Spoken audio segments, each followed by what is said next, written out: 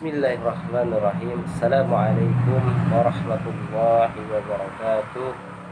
Innal hamdalillah nahmaduhu wa nasta'inuhu wa nastaghfiruh wa na'udzu billahi min shururi anfusina wa min sayyi'ati a'malina. May yahdihillahu fala mudilla lahu wa man yudlil fala hadiya lahu. Asyhadu an la ilaha illallah wahdahu la syarika lahu wa asyhadu anna Muhammadan abduhu wa rasuluh. Allahumma shalli wa sallim wa barik ala Muhammadin wa man tabi'ahum bi ihsani ila yaumidin, amma ba'du. Alhamdulillah, pada kesempatan yang berbahagia ini marilah kita sama-sama mengucapkan puji dan syukur kita kepada Allah Subhanahu wa taala yang telah memberikan begitu banyak nikmat dan karunia kepada kita semua. Alhamdulillah, pada hari ini kita masih diberikan kesehatan yang sempurna oleh Allah Subhanahu wa taala di tengah-tengah merebaknya pandemi virus corona. Kita memohon kepada Allah Subhanahu wa taala, mudah-mudahan kita dan keluarga kita semua senantiasa dalam lindungan Allah Subhanahu wa taala. Kita juga memohon kepada Allah Subhanahu wa taala semoga penyakit ini segera diangkat oleh Allah Subhanahu wa taala. Amin ya Allah ya rabbal alamin. Salawat dan salam juga mudah-mudahan senantiasa tercurah kepada Rasul hasanah kita Nabi besar Nabi Muhammad sallallahu alaihi wasallam, para ahlul baitullah, para keluarga beliau, para sahabat, para tabi'in. Kita juga memohon kepada Allah Subhanahu wa taala, mudah-mudahan kita termasuk ke dalam umat beliau yang senantiasa istiqomah menjalankan segala sunnah-sunnahnya. Teman-teman yang dirahmati Allah Subhanahu wa taala, alhamdulillah pada kesempatan yang berbahagia ini tak terasa sebentar lagi kita akan memasuki bulan suci Ramadan. Oleh karenanya Ustaz akan memberikan sedikit materi tentang fikih Ramadan yang Ustaz sarikan dari kitab Sahih Fikih Sunnah ya. Nanti akan dibahas sedikit tentang masalah fikih puasa. Teman-teman yang dirahmati Allah Subhanahu wa taala, seperti yang kita ketahui bahwa pengertian puasa secara istilah adalah menahan ya. Artinya adalah menahan diri dari makan, minum dan hal-hal yang membatalkan puasa tersebut ya, dari waktu subuh sampai waktu maghrib ya, dengan tujuan untuk mendapatkan ridho dari Allah Subhanahu wa taala. Itu ya pengertian puasa secara istilah ya. Seperti itu teman-teman. Oleh karenanya teman-teman sudah mulai dewasa ya, sudah kelas 4 ya, Ustaz harapkan semuanya sudah bisa melaksanakan puasa sampai maghrib ya teman-teman sekalian, karena teman-teman sudah termasuk kelas tinggi ya, jadi sudah harus bisa atau mampu ya menyelesaikan puasa sampai maghrib. Itu harapan dari Ustaz. Kemudian ada banyak teman-teman ternyata keutamaan puasa di bulan Ramadan ini. Yang pertama, puasa itu merupakan perisai diri atau penjaga diri dari kita untuk melaksanakan maksiat ya. Karena orang yang berpuasa itu insya Allah akan selalu dijaga oleh Allah Subhanahu wa taala hatinya. Orang yang berpuasa itu syahwatnya insya Allah lebih terkendali ya. Puasa di bulan Ramadan juga merupakan salah satu pahala ya yang diberikan oleh Allah Subhanahu wa taala kepada umat Rasulullah untuk dilaksanakan ya. Selanjutnya, puasa juga, dengan melaksanakan puasa Allah akan mengampuni dosa-dosa kita. Ya, Allah akan mengampuni dosa kita semua. Di sebuah hadis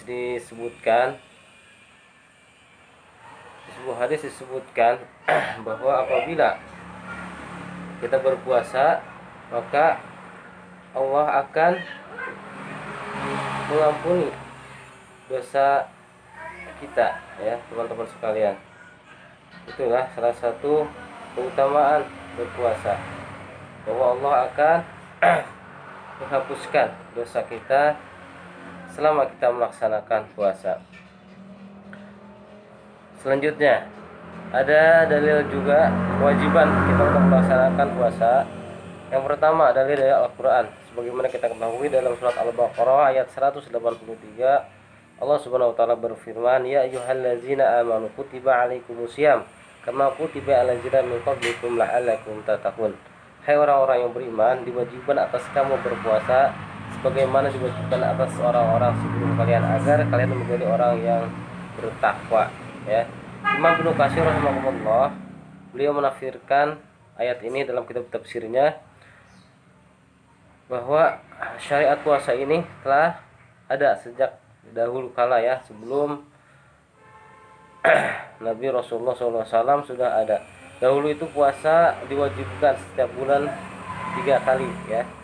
Atau ketika pada masa Nabi Daud, mereka berpuasa sehari berbuka, ya, seperti itu. Tetapi pada saat ini syariat Rasulullah SAW memberikan contoh untuk berpuasa selama 1 bulan penuh di bulan Ramadan, ya. Itu adalah dalil dari Al-Quran. Kemudian dalil dari hadis. Ini hadis nomor 3, ya, di hadis Arba'in juga dijelaskan, yang bunyi matanya adalah Bunyal Islam ala khamsin, syahadati alla ilaha illallah wa anna Muhammadur Rasulullah, wa iqamis salati wa ita'iz zakati wa haza wa shaum Ramadan, ya. Hadisnya sahih, ya. Jadi di sini juga disebutkan bahwa salah satu rukun atau fundamental dalam Islam itu adalah melaksanakan puasa di bulan Ramadan, ya. Itu adalah 2 dalil dari Al-Quran dan Al-Hadis. Selanjutnya teman-teman, kita bahas tentang hukum-hukum puasa, ya. Yang pertama, syarat sahnya puasa itu adalah kita terbebas dari najis. Yang pertama, hadas besar ataupun hadas kecil. Untuk perempuan harus terbebas dari haid dan nifas, ya. Yang kedua adalah niat, ya. Niat itu boleh diucapkan dengan lisan atau dengan hati, sebagaimana yang biasa kita lafazkan, nawaitu shauma ghadi an ada'i fardhi sahri ramadhani hari sanati lillahi ta'ala, ya. Dibaca setelah salat tarawih atau sebelum tidur. Selanjutnya waktu puasa, ya. Waktu puasa itu ketika kita sudah memasuki bulan suci Ramadan. Alhamdulillah pada saat ini kita sudah dimudahkan oleh pemerintah dengan adanya isbat, ya. Nanti Departemen Agama akan melaksanakan isbat penentuan awal bulan suci Ramadan. Kita tinggal mengikuti pemerintah saja.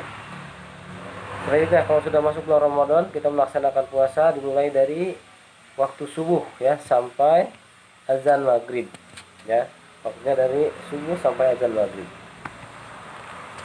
Kemudian selanjutnya sahur, ya. Kita disunahkan untuk melaksanakan sahur karena ada keberkahan pada makanan yang sahur tersebut. Sahur juga disunahkan mengakhirkan sahur, ya.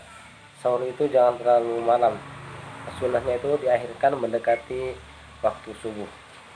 Selanjutnya,